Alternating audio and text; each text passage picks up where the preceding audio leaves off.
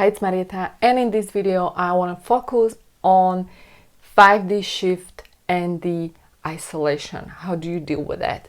Coming up.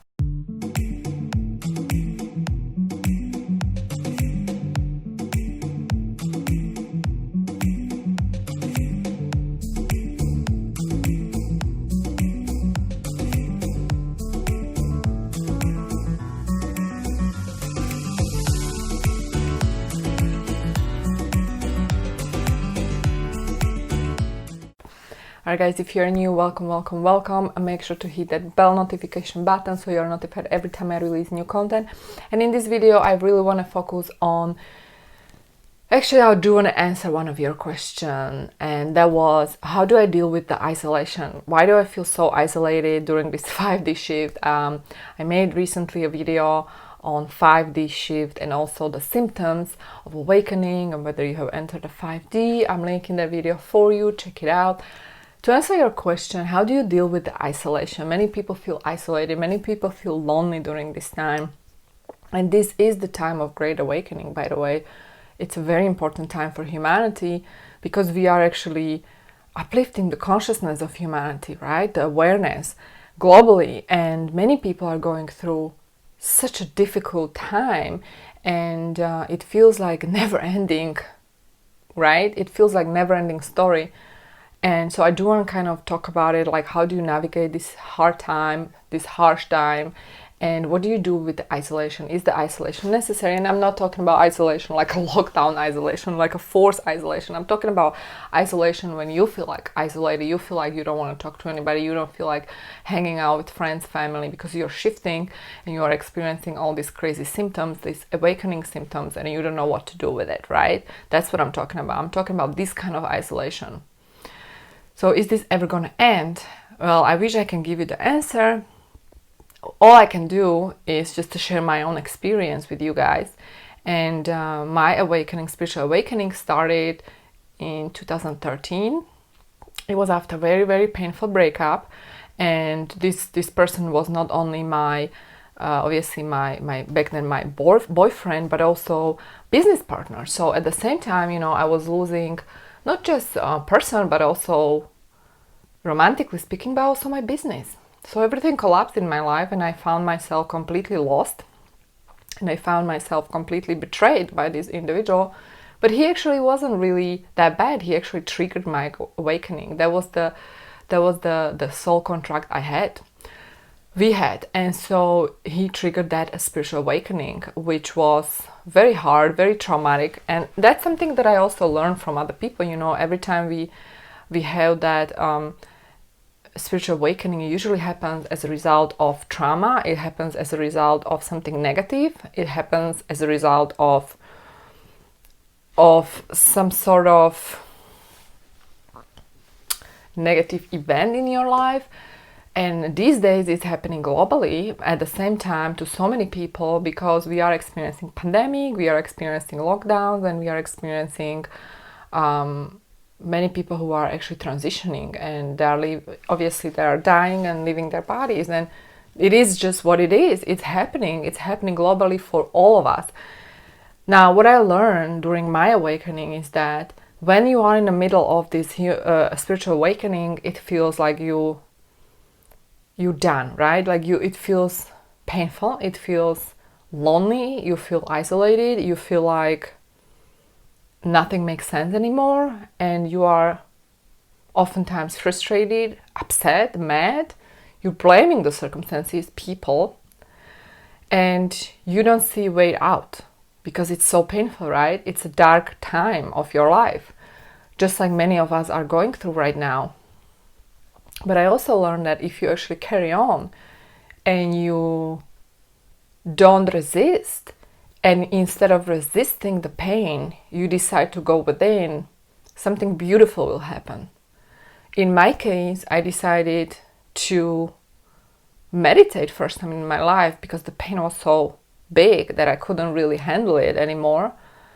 And I couldn't really do things like I was normally doing before, because everything was collapsing. So I was forced to go within, and that's the beauty. That's something that I do want to say, is that you know, the duality that exists, or the coin has two sides, right? Same thing is going to happen with you. You feel like you are done, you are dying, metaphorically speaking, but you're not, because you are going through rebirth. This is a rebirth. And every time there is a big shift happening, our ego is actually dying, because the ego is clinging to this identity that the ego has created, this safety, but there is no safety. It's just illusion. So the only way for us to overcome this challenge is to turn inward, to go within. That is exactly what I was forced to do. And because I was forced to go within, because of the pain that I felt, I started to meditate. And what happened next was something beautiful. And if you are watching my videos, you already probably know this story. I channeled my book, Love is the Law. And when I say channeled, it means that it wasn't like I prepared myself to write a book. It was stream of consciousness flowing through me, giving me instructions to write certain things that were not only helping myself, but eventually will help other people. And I actually opened up to this power within me, and that was the healing power. You can call it spirit guide, you can call it higher self, whatever you want to call it. The bottom line is that that spirit, that energy was flowing through me and was healing me. And I channeled this healing energy and I turned it into a book, right? Now, the book was published last year in US, this year in Europe. And I'm going to be, by the way, linking the links for you below this video if you want to get it. But it happened as a result of the pain. Now,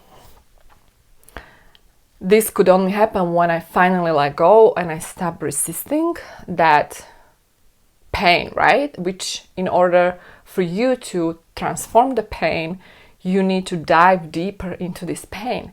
So what I did next, I did a bunch of different retreats with different people, different gurus, different mentors. And the most profound retreats I experienced in complete silence, Vipassana retreats, where we sat in silence. I've done 4 of those. We sat in silence for 10 days without speaking and just meditating 16 hours a day. Those retreats opened up my psychic abilities more, and I was able to download things and channel, which I am applying in my business actually. And even with my coaching clients, I'm getting visions and messages are coming through me. And I'm kind of combining these 2 different realities, the reality of business and being a lawyer, which is my background, with also being a spiritual human being who is having temporary human experience. And that's kind of my mission here, right? To combine these both different realities. That's why love is the law even, which some people might say it's paradox, but it's not. So where I'm going with this is that the isolation is a necessary part of your awakening. Because when you are isolated, that's when you are forced to go within. That's when you are forced to really turn inward and do the inner work, the work that you wouldn't be doing otherwise. And you kind of feel like when you need that, it's like a cocoon state where you are within you, with you, and you're getting to know yourself. And the beautiful thing is that through this pain, you will get to know yourself and you will get to know who you really are. And who you really are is the potential, is the energy, is that infinite potential that is there and it will always be there. And you are not your body, you are not your identity, you are not your name. That's just illusion of your ego. But who you are, you can only experience it when you actually start working with yourself and you go within.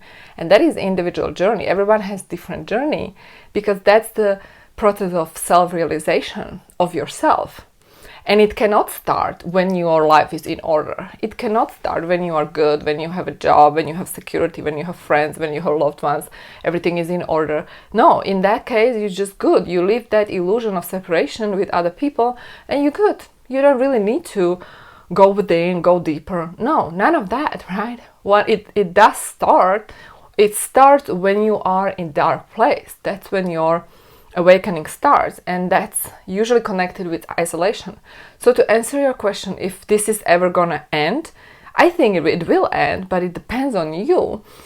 How much time do you need to be in this state of becoming butterfly, right? How much time do you need to be in this protective cocoon, which is the isolation? And it really depends on you and your individual journey, right? One thing I want to say is that you are never alone. You're never alone. Even though you feel like you are alone, you're never alone. And I can totally relate, because there was a time in my life, for 1 year, I was traveling solo around the world. I remember I slept in over like 60 hotels, and sometimes I would feel alone, but then I would start hearing this voice within me, and I wouldn't feel alone anymore.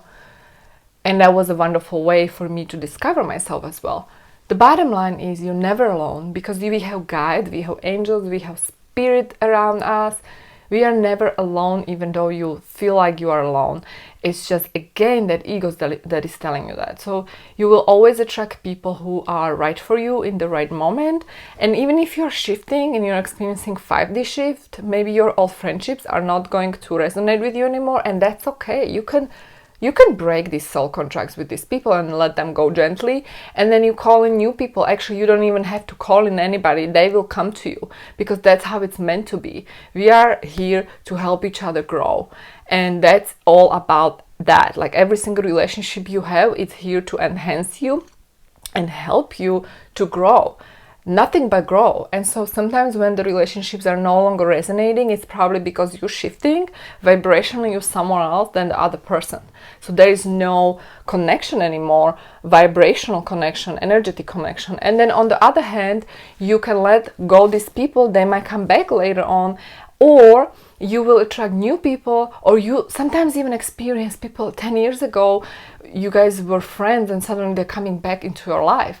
So all kinds of things are happening, and I do talk about this stuff in my book, Love is the Law. Definitely check it out. If you feel isolated, just know you're not alone. And I hope that this video will help. Let me know what you think. Leave a comment below, and I'm gonna also be sharing some free resources to help you overcome this difficult time below this video. So I will be linking different trainings and so on for you. And yeah, and if you guys need to talk to me, there is also going to be a link.